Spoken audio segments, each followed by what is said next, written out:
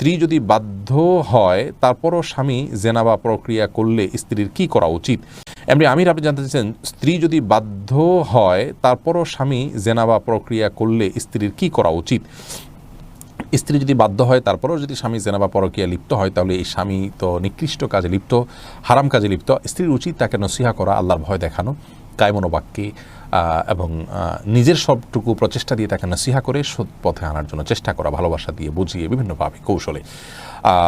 নিজে না পারলে অন্যদের সাহায্য নিয়ে যাদের কথা তিনি শুনবেন সে সমস্ত ব্যক্তিদের মাধ্যমে তাকে কাউন্সিলিং করিয়ে এবং তাকে মোটিভেশন করিয়ে তাকে সংশোধন করার চেষ্টা করা উচিত। তাতেও যদি না হয় তাকে অভিমান করে বা যতটুকু সম্ভব হয় প্রেশার দিয়ে তাকে সংশোধনের দিকে আনার চেষ্টা করা উচিত। সেটাও যদি না হয় তাহলে সেক্ষেত্রে স্ত্রীর অন্য কোনো দায়িত্ব আর নেই। তার অপরাধের কারণে স্ত্রীর কোনো গুনাহ হবে না। স্ত্রী যদি সবর করে যান এবং তার সংসার করে যান, আল্লাহর কাছের জন্য তার কোনো জবাবদিহিতা করতে হবে না।